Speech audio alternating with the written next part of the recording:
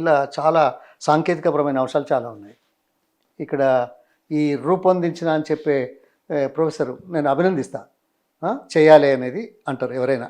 చేస్తే బాగుంటుంది, ఈ రకంగా చేయాలి, ఆ రకంగా చేయాలి. వీరు ఒక మేజర్ న్యూస్ పేపర్కి ఇంటర్వ్యూ ఇచ్చాడు. అందులో పాయింట్లన్నీ రాశాను. ఆయన ఏమంటాడు, రాష్ట్రాల పొదుపు ఎక్కువ ఉండాలి అన్నాడు. ఎక్కువ ఉంటే బాగుంటుంది. ఇప్పుడు మన దేశంది రాష్ట్రంది దాదాపు జిఎస్డిపిలో మనకు 30-31% ఉంటున్నది.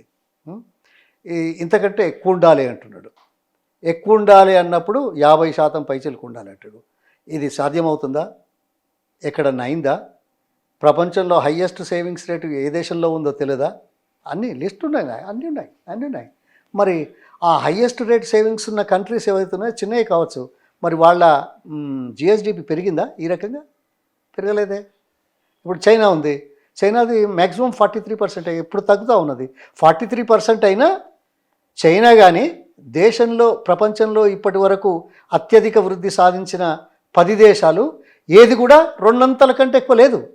2 కంటే 10 ఏళ్లలో 2 కంటే హార్డ్లీ 1-2 ఉన్నాయి. 3 లేనలేదు. తెలంగాణలో జరిగింది 2014 నుంచి 25 వరకు 3 పెరిగింది కాదనా. కానీ ఆ బేసిస్ ఏమిటి? ఇప్పుడు అది సాధ్యమవుతుందా అనేది ఆలోచన చేయాలి కదా. సాధ్యం కావడానికి ఏం చేయాలనే దాని మీద అన్ని హైపోథెటిక్ చెప్తున్నారు. దానికి కారణాలని కూడా నేను చెప్తాను. వారితో మాట్లాడదలుచుకున్నాను, వారితో డిబేట్ చేయదలుచుకున్నాను. మీలాంటి వాళ్ళని కూడా పిలిచి మనం కూర్చుంటే బాగుంటుందని చెప్పదలుచుకున్నాను.